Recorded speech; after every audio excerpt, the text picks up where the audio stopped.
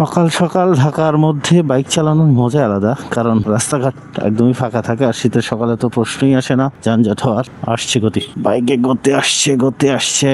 RPM unlock করার ফলে বাইকে গতি বাড়ছে। এই টিক্সটা আসলে অনেক কার্যকরী, যদিও ফুয়েলের ব্যাপারটা আসলে মাথায় রাখা হয়। কারণ ফুয়েল যত আরপিএম আপনার বাড়বে, ফুয়েল কনজাম্পশন তো কমবে। তো আরপিএম এর ব্যাপারটা মাথায় রেখে আর কি সবগুলো বাইকে নর্মালি 10,000 আরপিএমই থাকে লক, এরপর করে নিতে হয়। যদিও আমি 12,000 করছি। এখন এই 12,000 ফিলটা নিয়ে ফুয়েল কনজাম্পশনটা দেখে তারপর আর 1,000 বাড়াবো। দ্যাট মিন্স একদম ফুল করে দেবো। তবে এখানে আবার আরপিএম আনলকের ক্ষেত্রে কিছু নির্দেশনা আছে, যেমন প্রত্যেক বাইকের ইঞ্জিনের স্বাভাবিক একটা ক্যাপাসিটি থাকে বা স্বাভাবিক একটা ধারণ ক্ষমতা থাকে। যদি আপনি এটাকে ওভার করে দেন, সেক্ষেত্রে ইঞ্জিনের ইন্টারনালি কিছু ক্ষতি হয়। এতে করে পরবর্তীতে আপনাকে ভালো একটা ভোগান্তিতে পড়তে হতে পারে। সো যদি ল করতেই হয়, সেক্ষেত্রে বুঝে শুনে করতে হবে। কারণ প্রতিটা কোম্পানি যখন বাইক ম্যানুফ্যাকচার করে, তাদের কিছু স্বাভাবিক গতি, স্বাভাবিক ধারণ ক্ষমতা, স্বাভাবিক ঘূর্ণয়নের সবকিছু মিলেই ইঞ্জিনটাতে তারা আরপিএম সেট করে। সো এই আরপিএম সেট করার ফলে স্বাভাবিক থেকে যখন আপনি এটাকে বাড়ায় দিবেন, তখন অবশ্যই কিছু প্রেসার পড়বে বাইকের ইঞ্জিনে।